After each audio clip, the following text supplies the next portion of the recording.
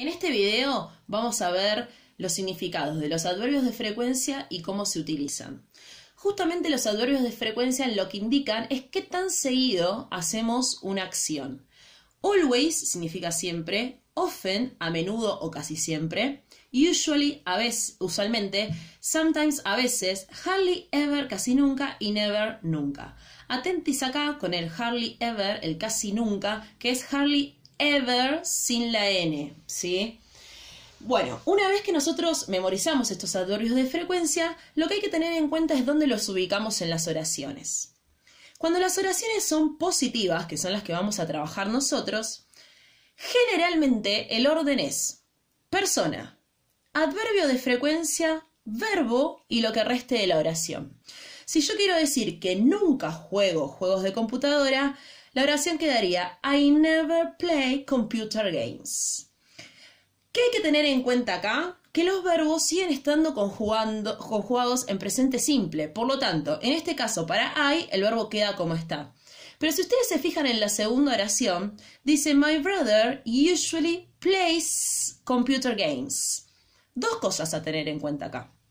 Primero y principal, que como estoy hablando de my brother, que es lo mismo que decir he, él, el verbo lleva la S, por eso está el plays.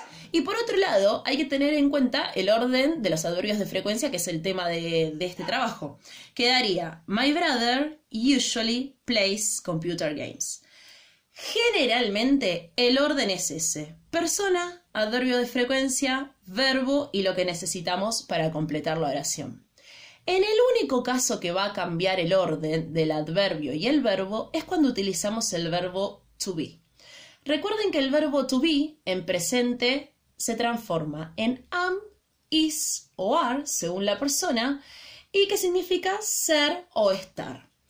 Si yo tengo que utilizar ese verbo y es el verbo principal de la oración, cambia y va primero el verbo to be y después el adverbio de frecuencia, como en este caso que dice I am never at school on Saturdays. Nunca estoy en la escuela los sábados. Y la de abajo dice he is usually at work at 6 p.m. Él usualmente está en el trabajo a las 6. Fíjense que primero está la persona, el verbo to be, el adverbio de frecuencia y lo que resta la oración. Entonces, siempre que trabajemos con adverbios de frecuencia, el orden es este. Persona, adverbio de frecuencia, verbo y el verbo me fijo cómo debe ir conjugado según la persona. A menos que utilicemos el verbo to be y ahí el orden cambia y se transforma. Queda persona, verbo to be, adverbio de frecuencia y lo que resta para terminar la oración.